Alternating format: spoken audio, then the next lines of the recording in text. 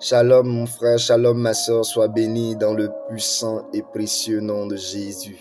Que la grâce et la paix du Seigneur reposent sur ta vie ce matin. Je veux partager avec toi cette parole de l'Écriture dans le livre de Matthieu, le chapitre 6, le verset 9 au verset 10. Où la Bible dit, priez donc ainsi, notre Père qui est dans les cieux, que ton nom soit sanctifié, que ton règne vienne.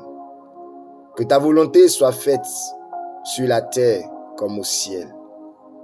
Au travers de ce passage, je veux mettre l'accent sur le verset 10, où la Bible déclare que ton règne vienne et que ta volonté soit faite sur la terre comme au ciel. En demandant au Seigneur que ton règne vienne, nous appelons la plénitude de la présence de Dieu. La Bible dit le règne du Seigneur est un règne d'équité et de justice. Quand nous appelons le règne de Dieu, nous demandons à la justice de Dieu de venir s'établir dans notre vie. Nous demandons à la puissance du Saint-Esprit de prendre contrôle de tout notre être, de prendre contrôle de tous les compartiments de notre vie. Nous demandons au règne de Dieu, qui est au-dessus du règne angélique, qui est au-dessus de tout règne, qui est au-dessus du règne humain, de venir et de prendre contrôle, de s'étendre en nous.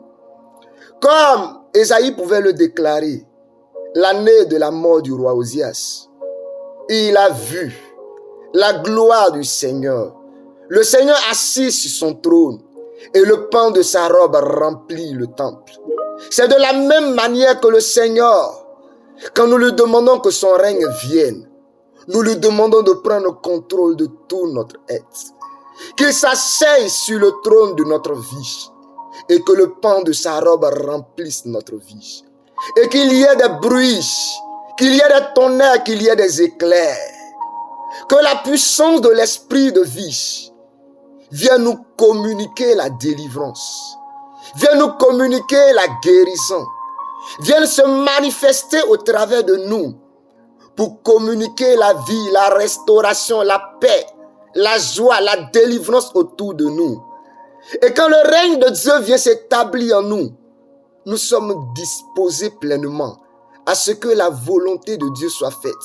De sorte qu'aucune volonté démoniaque, aucune puissance, aucun esprit, contraire à l'esprit du Seigneur, ne peut manifester sa volonté, tant dans notre vie que dans les contrées dans lesquelles nous sommes. Sois béni ce matin et que le règne du Seigneur